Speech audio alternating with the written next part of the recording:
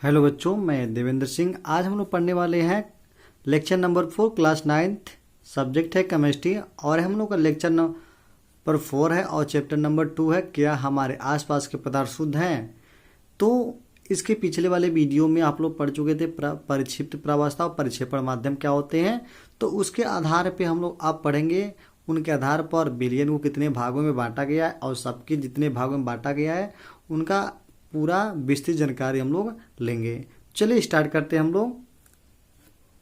हाँ, एक चीज़ और, जितने लोग इस चैनल को सब्सक्राइब नहीं किए हैं वो सब्सक्राइब जरूर कर दीजिए ताकि जब भी मैं वीडियो बनाऊं तो आपके पास तुरंत पहुंच जाए। तो आगे हम पढ़ेंगे प्रक्षिप्त प्रावस्था और परिक्षेपण माध्यम में विलयन को 3 भागों में बांटा गया है। पहला है वास्तविक विलयन, दूसरा है कुलाइडे विलयन और तीसरा है निलंबन। अब ये वास्तविक विलयन क्या है, कुलाइडे विलयन क्या है, निलंबन क्या है, एक एक करके पढ़ते हैं। पहला हम लोग का है वास्तविक विलयन, रियल सॉल्यूशन। अब वास्तविक विलयन क्या है उसे हम लोग देखेंगे कि वास्तविक विलयन है क्या। तो हम लोग जानते हैं एक होता है परिक्षेपण माध्यम, एक होता है परिक्षिप्त प्रावस्था। परिक्षेपण माध्यम और एक होता है परिक्षिप्त प्रावस्था। आप इसको समझ जाएंगे तो डिफिनीशन भी समझ जाएंगे। तो परिक्षेपण माध्यम हम लोग क्या होता है, मान लीजिए जल हो गया। और परिक्षिप्त प्रावस्था क्या होता है, मान लीजिए एक ले लीजिए नमक, और जल को हम लोग क्या कहते हैं, विलायक, और नमक को विलेय।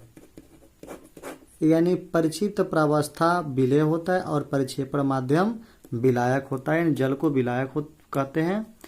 अब हम लोग जिसका डिफिनीशन क्या है, वास्तविक विलयन का डिफिनीशन यह है कि जब कोई नमक यानी जल में घुले तो पूर्ण रूप से घुल जाए और आंखों से दिखाई न दे तो उसको हम लोग कहते हैं वास्तविक विलयन, रियल सॉल्यूशन।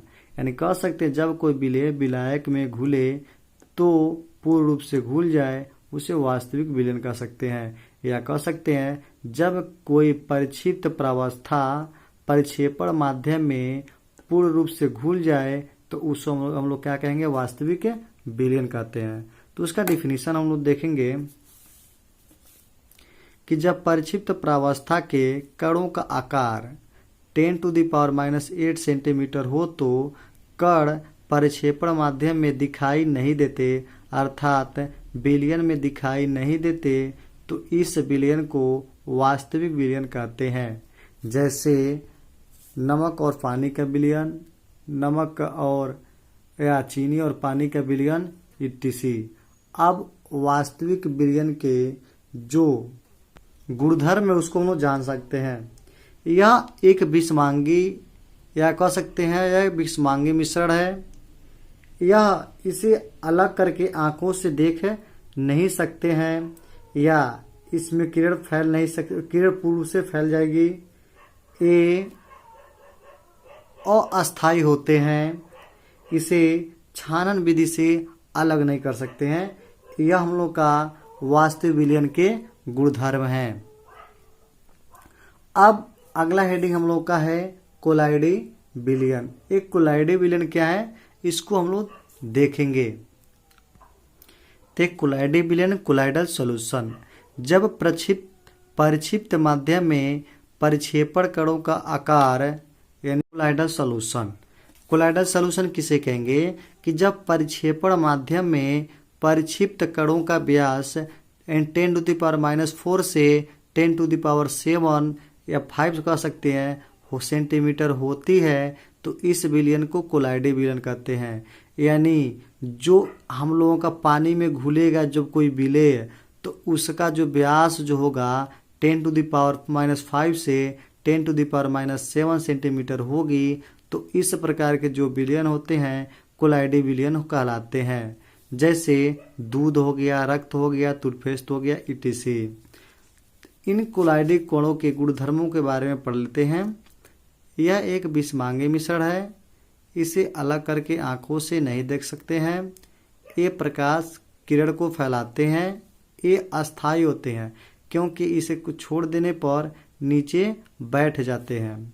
इसे छानन विधि से अलग नहीं कर सकते हैं। अब हम लोग देखेंगे कोलाइडी जो विलयन होते हैं कुल 8 प्रकार के होते हैं और पूरे भाग को हम लोग पढ़ेंगे। तो परिचित प्रावस्था और परिक्षेपण माध्यम के आधार पर उनको 8 भागों में बांटा गया, यानी ठोस ठोस, द्रव ठोस और गैस ठोस। और एक होता है ठोस द्रव, द्रव द्रव, गैस द्रव। दूसरा होता है ठोस गैस और द्रव गैस। ठोस गैस, द्रव गैस।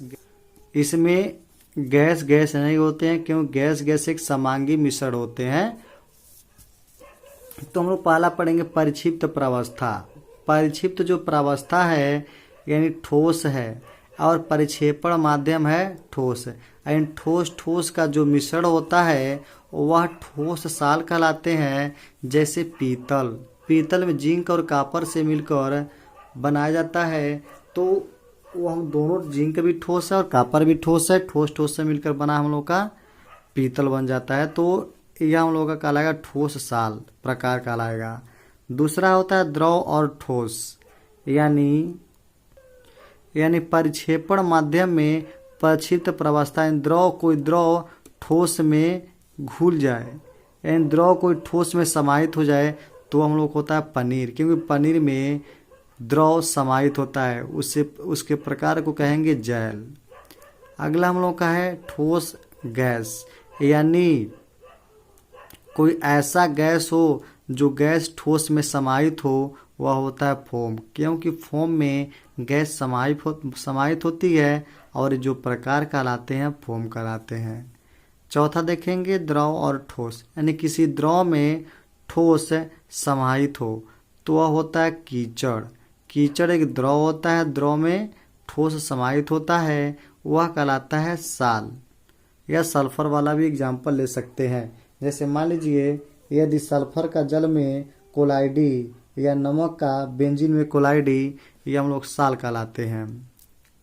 अगला हम लोग का है द्रव द्रव, यानी कोई द्रव है द्रव में घुल जाए, जैसे दूध है, दूध दोनों में घुला होता है, क्योंकि उसमें प्रोटीन भी होती है, वसा भी होती है और पानी भी होती है, तो पायस कहलाते हैं। कोई गैस द्रव में घुले, कोई गैस द्रव में घुल जाए, झाग, झाग जानते हो ना, साबुन का झाग, वह द्रव होता है, उसमें गैस घुली रहती है।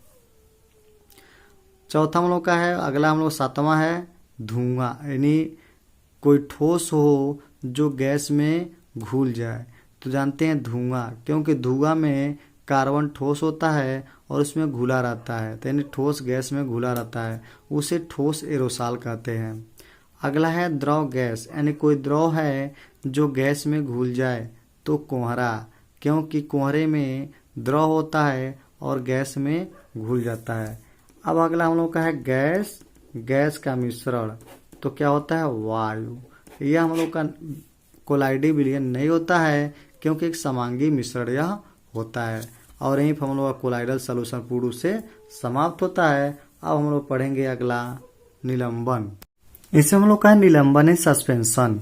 जब परिक्षेपण माध्यम में परिक्षिप्त प्रावस्था का आकार 10⁻⁻5 सेंटीमीटर या इससे अधिक हो तो उसे निलंबन कहते हैं। यह इसका एक अलग डिफिनीशन है। वह पदार्थ जो विलायक में अघुलनशील हो तथा आंखों से देखा जा सके उसे निलंबन कहते हैं। जैसे जल और मिट्टी, जल और मिट्टी को हम घोलेंगे तो उसे आंखों से हम लोग पूर्ण रूप से देख सकते हैं, तो उसे हम लोग क्या कहेंगे, निलंबन कहेंगे। अब जो निलंबन के गुणधर्म है उसे हम लोग जान सकते हैं, अपने आप ही लिख सकते हैं। जो यह एक विषमांगी मिश्रण है, इसके गुणधर्म बता रहे हैं, विषमांगी मिश्रण हो जाएगा। यह अस्थायी होते हैं, क्योंकि इसे छोड़ देने पर यह नीचे बैठ जाते हैं।